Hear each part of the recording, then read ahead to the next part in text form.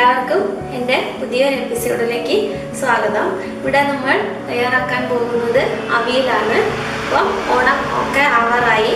അപ്പം ഓണസദ്യയിൽ ഏറ്റവും പ്രധാനപ്പെട്ട, അതുപോലെ തന്നെ എല്ലാവർക്കും വളരെയധികം ഇഷ്ടമുള്ള ഒരു വിഭവമാണ് അവിയൽ. ഇത് നമുക്ക് എങ്ങനെ തയ്യാറാക്കാമെന്ന് നോക്കാം. എൻ്റെ ചാനൽ ആരെങ്കിലും സബ്സ്ക്രൈബ് ചെയ്തില്ലെങ്കിൽ സബ്സ്ക്രൈബ് ചെയ്യാൻ മറക്കരുത്.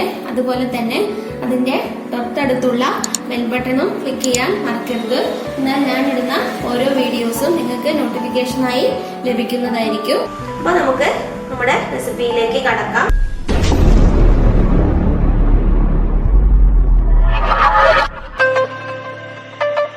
കേരളത്തിൽ തന്നെ പല ഭാഗങ്ങളിൽ പല രുചികളിൽ അവിയൽ ഉണ്ടാക്കുന്നുണ്ട്. നമ്മളിവിടെ തൈര് ചേർത്തിട്ടാണ് അവിയൽ ഉണ്ടാക്കുന്നത്. ഞാൻ കുറച്ച് കൂടുതൽ ക്വാണ്ടിറ്റി അവിയൽ ഇവിടെ തയ്യാറാക്കുന്നുണ്ട്.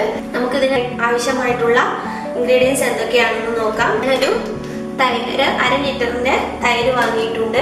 പുളി അനുസരിച്ച് ഏകദേശം ഒരു 1/4 ലിറ്റർ തൈര് ചേർത്താൽ മതിയാകും. ഇത്രയും ക്വാണ്ടിറ്റിയിലേക്ക് 200 ഗ്രാം മുരിങ്ങക്കായ, അതുപോലെ ഒരു 100 ഗ്രാം കയ്പ, 1/2 കിലോ കായ, 1/2 കിലോ ചേന, ഒരു 1/4 കിലോ ക്യാരറ്റ്, അതുപോലെ തന്നെ ഒരു 300 ഗ്രാം പയറ്, ഒരു 10 പച്ചമുളക്.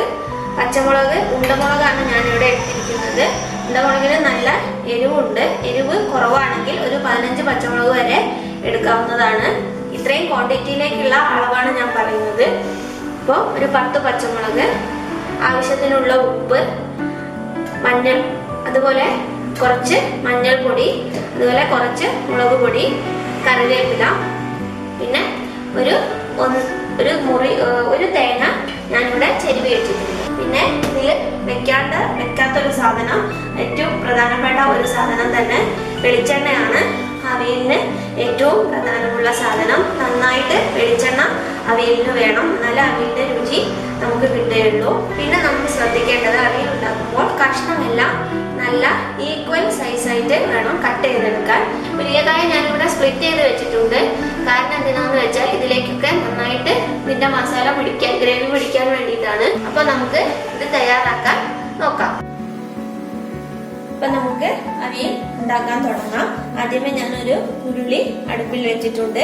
അതിലേക്ക് നമ്മൾ ഈ കഷ്ണങ്ങളൊന്ന് വഴറ്റാൻ വേണ്ടി കുറച്ച് വെളിച്ചെണ്ണ ഒഴിച്ചു കൊടുക്കാം. അവിയൽ വെളിച്ചെണ്ണ നന്നായിട്ട് വേണം, എന്നാലേ അതിന്റെ ടേസ്റ്റ് ഉണ്ടാവുള്ളൂ.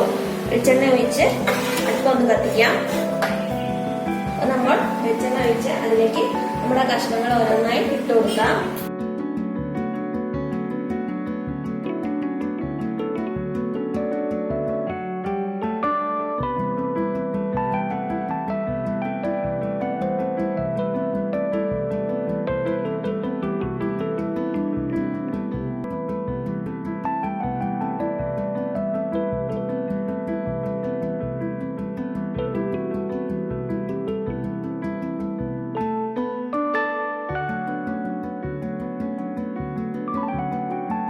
കഷ്ണം എല്ലാം നന്നായിട്ട് മിക്സ് ആയിട്ടുണ്ട്.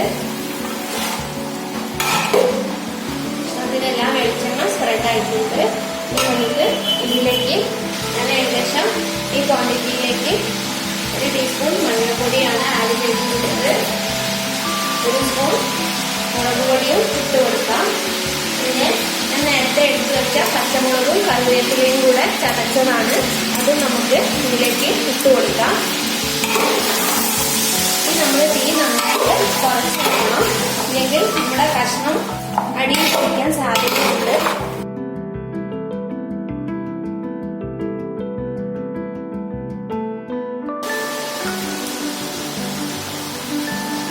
ഞാനിവിടെ 2.5 ടീസ്പൂൺ ഉപ്പ് ഇട്ടിട്ടുണ്ട്. ബാക്കി നമുക്ക് കുറച്ച് കഴിഞ്ഞ് എല്ലാം പിടിച്ചതിന് ശേഷം അളവ് നോക്കിയതിന് ശേഷം മാത്രം ഇട്ട് കൊടുത്താൽ മതി. ഉപ്പിനെ ഒന്ന് ഇളക്കി യോജിപ്പിക്കാം.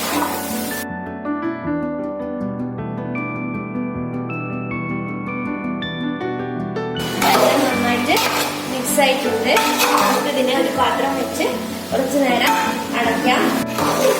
അപ്പൊ നമ്മുടെ അവിയലിലെ കഷ്ണങ്ങളൊക്കെ കുക്കായി കൊണ്ടിരിക്കാൻ ഒട്ടും തന്നെ വെള്ളം ചേർത്തിട്ടില്ല. ഇത് ഇടയ്ക്ക് ഒന്ന് ഇളക്കി കൊടുത്താൽ മതി, അടി പിടിക്കാണ്ടിരിക്കാൻ. വളരെ തീ നന്നായിട്ട് കുറച്ചിട്ട് വേണം ഇത് നന്നായിട്ട് അടച്ചു വെച്ച് കഴിഞ്ഞാൽ ഇതിൽ നിന്ന് തന്നെ ഇത് നന്നായിട്ട് കുക്കായി കിട്ടും. അപ്പൊ നമുക്ക് വേണമെങ്കിൽ ലാസ്റ്റ് കുറച്ചൊന്ന് വെള്ളം ചേർത്ത് കൊടുത്താൽ മതി. വെള്ളത്തിൽ വേവിച്ച് കഴിഞ്ഞാൽ അവിയലിന് ടേസ്റ്റ് കുറയും.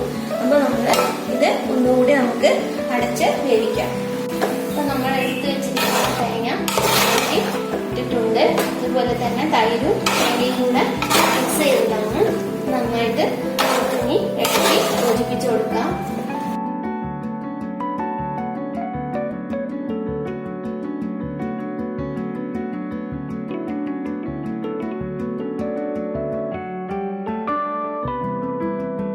ചെറുതായിട്ടൊന്ന് തീ കത്തിച്ചു കൊടുക്കാം.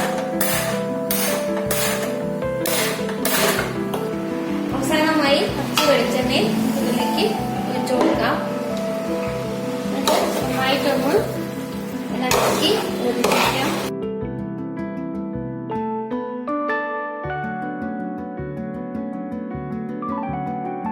ഇനി ഇത് 5 മിനിറ്റ് ചെറു തീയിൽ വെച്ച് അടച്ചു വെക്കാം. ഇനി നമുക്ക് തീ ഓഫാക്കാം. ഇപ്പോൾ അവിയൽ തയ്യാറായിട്ടുണ്ട്.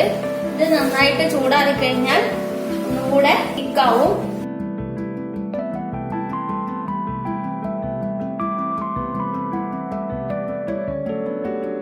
ഇപ്പൊ നമ്മുടെ അവിയൽ തയ്യാറായി കഴിഞ്ഞിട്ടുണ്ട്. ഇനി എല്ലാവരും ഇതൊന്ന് ട്രൈ ചെയ്ത് നോക്കാം.